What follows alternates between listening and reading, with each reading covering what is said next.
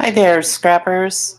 Tonight I wanted to show you how to do step-by-step slicing up a title so that you can change the colors to different colors within the same title and giving it kind of like a reverse ombre effect. So this is a layout I completed and included on my Facebook group page, Cricut Design Space Scrapbooking Layout, or Cricut Scrapbooking. Oh, I forgot what it is. Let me look it up real quick. Sorry. Cricut Design Space Scrapbooking Layouts. That's what it was. Um, in that, on that page, I have a whole bunch of scrapbooking layouts that I've done and included links for my members to go ahead and click on and be able to create some pretty cool scrapbooking pages. Here's the one that I did for the keeping cool in the pool.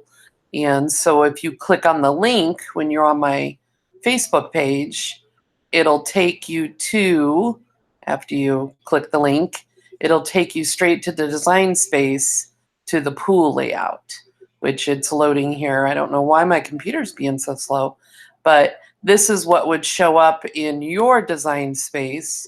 And then all you would have to do is hit the make it button and cut it. It won't cut 12 by 12 inch papers, so you'd have to delete out the 12 by 12 inch squares. But after you do that, you should be able to cut it without doing any of the work. And then all you have to do is just glue your layout together and you're good to go.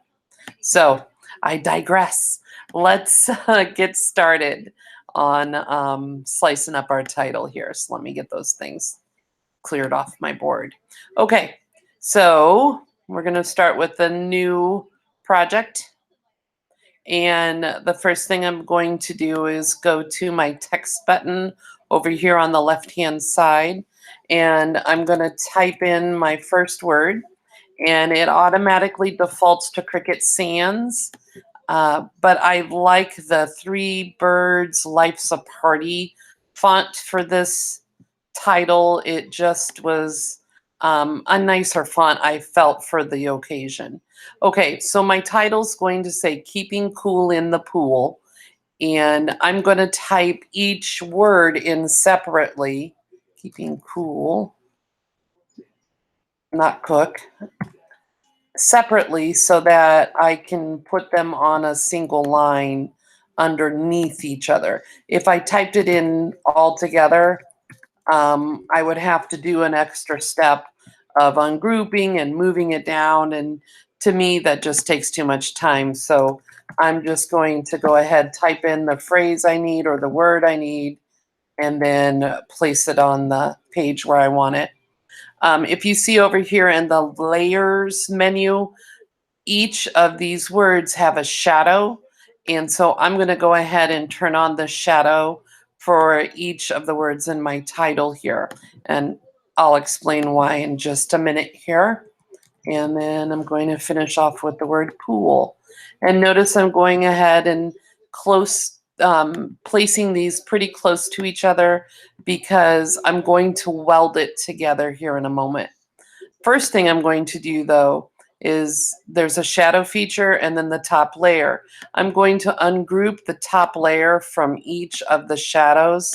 So I'm clicking on the phrase or the word. I'm going up here in the layers panel and I'm hitting ungroup. And I'll do it one more time. And then that way I can take the top layer off of my title. Now, I'm going to go ahead and weld all of these letters together, and then I'm going to weld the words that are welded together to all the other words. Okay, and the easiest way to do that is to start with the shadow first. I've tried welding together the top layer first, And it just seems like I kept struggling with placing the shadow in the right place, lining it up with my top layer so that I can make sure that it all matches up. And when I go to cut it, it looks good. I decided that the best way for me, it might work the other way for you, but the best way for me is to go ahead and start with the welding of the shadow layer. So here's how you weld. You go ahead and you select the word you want to weld. You ungroup the letters, and then you just move them. I'm going to show you a different way to do it too on the next word, but I'm just kind of moving them. And I like how the letters are off a little bit. If I move the E just right next to it, it'd look okay, but I like the little of, you know, variance for the title letters to look just a little different. All right, place this up there a little bit, and then my G down. Okay, the second way you could group your letters together is to highlight the word or select the word, and then up here in the edit bar or toolbar, you can hit letter spacing and then bring the letters in close together using that. And so my O and L are touching, but my C isn't. So I could ungroup and just move the C over just a little bit. And then you're done. But I like being able to manipulate each letter myself so I can place it where I want it to go. So, you know, either or works. It's just a matter of preference on which is easier for you. Okay, I'm ungrouping them. I'm moving them closer. I'm paying attention to the words in the title touching the words above them and trying to maintain the integrity of each letter so it doesn't look like it's not a letter. See how the T kind of goes into just a solid you know, L, or even you can't even recognize that it's a letter. I try to make sure that there's enough spacing so that you can see the actual letter itself without distorting it too much. Okay, so I'm ungrouping. I'm placing my letters where I want them.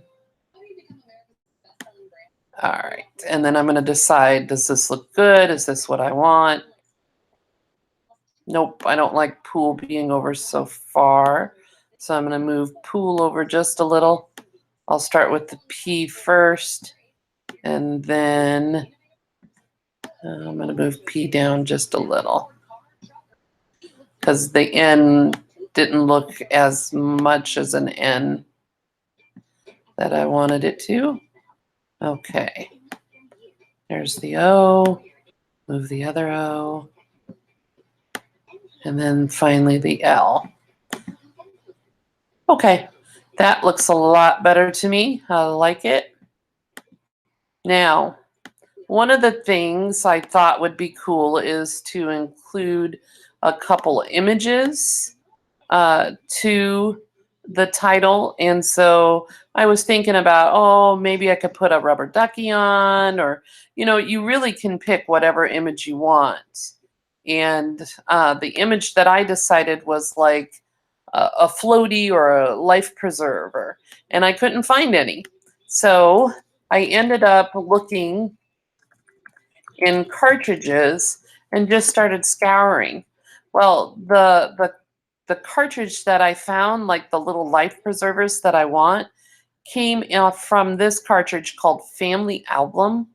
And Cricut actually sets up an entire scrapbook page for you with the thought that all you have to do is just cut out these images, lay them on your scrapbook page, and it's done. They kind of did it all for you, which I thought, wow, that's really cool. I mean, I would make changes if I wanted to use this scrapbook page, but still, that I thought it was pretty cool. And it is included in your subscription if you subscribe to Design Space. So it's pretty neat thing. You can check that out. I'm going to do a layout here for a picnic that I found in Family Album. Um, and I just did some modifications to it and made it my own.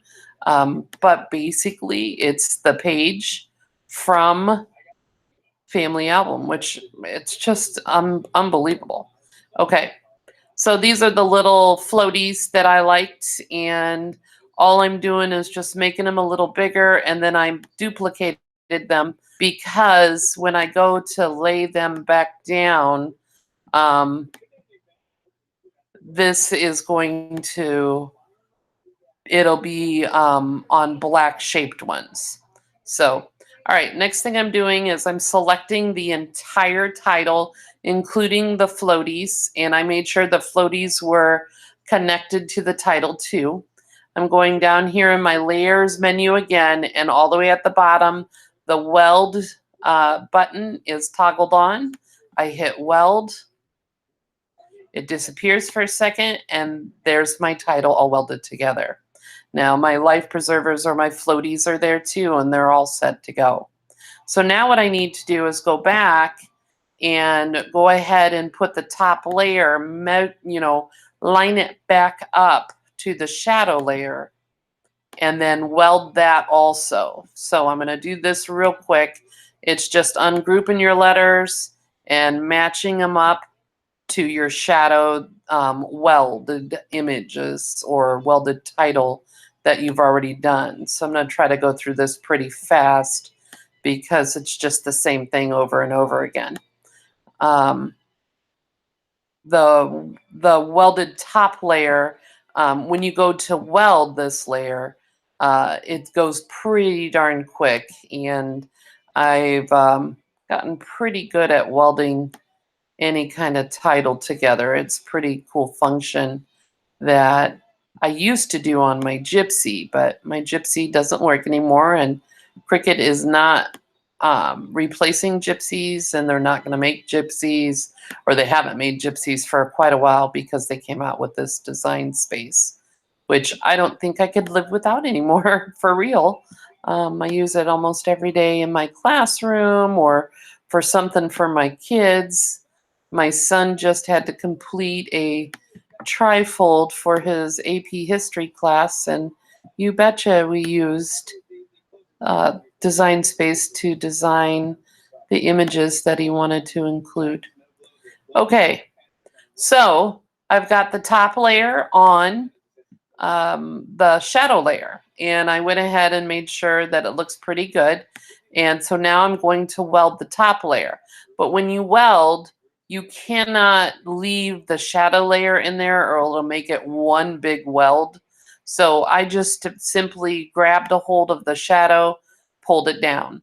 I'm going to select the top layer, and then I'm going to go down and hit my weld button again in my layers menu. I can bring my shadow back up, and the top layer is now welded. So it's all good. All right, I'm going to replace my little inner tube things. I'm going to make it just a tidge smaller so my black, so the black on my inner tube shows up just a little bit. I just kind of like that layered look. Okay, oopsie. That looks good right there. All right, make sure that my top layer is all lined up still. All right, I'm gonna pull the shadow layer now out, and I'm gonna take it and put it aside. So now, oh, I shouldn't have done that. I gotta line it up first, darn it. Okay, my bad. I gotta make sure this is lined up and that my little life preservers are all lined up too, because I've got to cut these. Let me get it moved. There we go. Okay. All right. So I'm going to select the top layer of the shadow, or of the top layer, and I'm going to group it. Now the next thing I'm going to do is I'm going to split these words up into 3 or 4 sections, so that I can color each of the 4 sections. So how I'm going to do that is I'm going to go over here to the left. I hit my shapes button. I pick the square. I unlock the proportion button, and I'm going to make a line, just a solid line, but I'm going to make it kind of skinny. I don't want it to disappear exactly, but I want it pretty skinny because I'm going to slice my title now. Once I get it to the width I want and the length, I'm going to duplicate it 4 times or 3 times. 1, 2, 3, 4. Now I'm going to place real quick the lines that I created with the square. I'm doing this just for placement to see where I'm going to split up my words, making sure that I'm not causing a slice to happen that like makes a letter, you know, kind of be floating all by itself. So for an example, see this G right here, there's only a sliver of the top of the G left. So I might move this down just a tidge so that I can make sure that that G is going to have a little bit more to hang on to than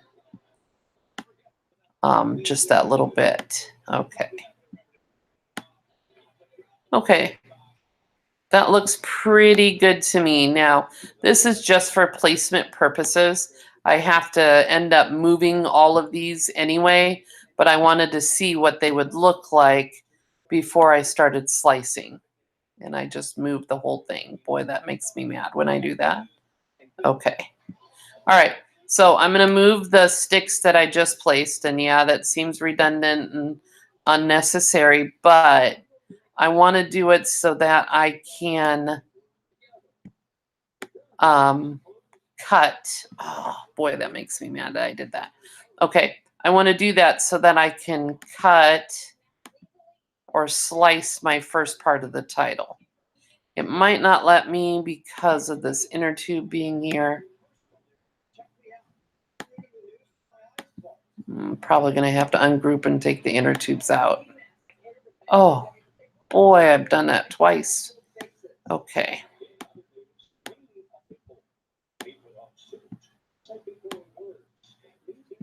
Yeah.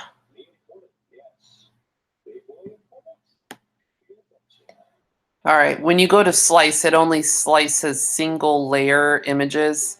And so if you have more than one layer by your slicing, it will not turn on your slice button down here in the layers panel. Okay, so I've highlighted the part that I'm going to slice off, and it's going to be the bottom of the word pool. Let me move that down just a little. Or up, there. All right, and so I'm going to make sure it's all selected, including the square down here or rectangle. I hit my slice key, and then I simply take off the pieces I'm not going to use. So this is the part I'm not going to use. So even though it's sliced, it's still part of the word pool. All right, so I'm going to do that 3 more times. Just come up here. I think I remember it about here. I need to come down a little bit because there we go. Okay, highlight, slice. Oopsie, I didn't do something right. Hold on. I'll hit that undo button twice because boy, that's a good feature, especially for me. Okay, I'm going to unlock my proportion key. I'm going to bring that line down, making it a rectangle so it covers the bottom that I want sliced on. Select the whole title, go down here to the right-hand side in the layers menu, hit slice, and then take off your sliced piece. So I'm doing that right now. This is the piece I don't need. This is the piece I don't need. Next line for slicing. Perfect. Hit the proportion button. Make your line into a rectangle. Highlight. Hit your slice button. Take the part that you sliced. I just like lining it up because it looks cool. There we go.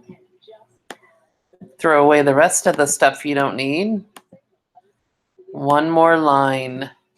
I could just do 3 lines and be done with it, but this one was just too tall of a title, so I decided to go ahead and cut it up into 4 pieces. Okay, highlighted it, selected all of it, hit the slice button, line up what I have left. Would help if the C was with the C. All right, and then the top half is all done. Now, I don't think I have any little parts except for this little part right here. I don't know if you can see it, but that is going to be a freestanding part that when I go up here to connect, it's the bottom of the P. I probably will not glue that down because it's just so little. But when you do slicing of your titles, you have to be careful of where you put that slice because things like that can happen like all over your title. So you got to make sure it's pretty, the slicings done are in good places. Okay, keeping cool in the pool. Looks pretty good. Next thing I'm going to do is go ahead and change the color of it all. I'll start at the bottom. So I clicked on the bottom of the word pool. It highlights on my layer key which part of the word that I clicked on. I'm going to change it to a dark blue, and then I'm going to gradually get lighter. So I did dark blue. I'm going to do a little lighter blue. It's very subtle. You can't see it well, but it's there. Next part, subtle blue. Let's go a little lighter. Or, yeah. Next part, go a little more lighter. I think this is it. All right. And then the last part. There we go. Might play with a little bit of the lettering. Like right here is just not light enough. That looks a little better. Okay, so now it's time to attach this all together. You won't be able to make any changes to it or anything like that just because it's cut up like this, and then I'm going to go ahead and attach it. No, I did not attach it. I'm going to go ahead and group it back together so that when I line up my shadow, I can move the top layer as one. Okay, so there's my bottom layer or my shadow with my top layer. I'm going to put my life rafts back on or my floaties back on. And then the top of them, hit my arrange button, bring it to the front. It's like the part of the life raft.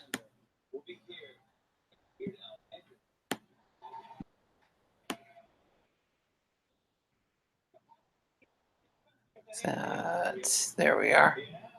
Hit the arrange button, bring it to the front, make it a little smaller, and there is your very cool title that you can use for any kind of layout. So I hope this video was helpful for you. Be sure to visit my Facebook page under Cricut Design Space Scrapbooking Layouts. You can find me on Pinterest and Instagram soon on Instagram, but I'm definitely on Pinterest. And I hope this tutorial helped you and um, let you see all the different types of things you can do to your titles for your scrapbooking pages. All right, well, have a good night, everyone. Make sure to like and subscribe to my channel so that I can keep on posting all the neat layouts and how-to videos for all of you to be able to use. Have a great night, everyone. Happy scrapping. Bye now.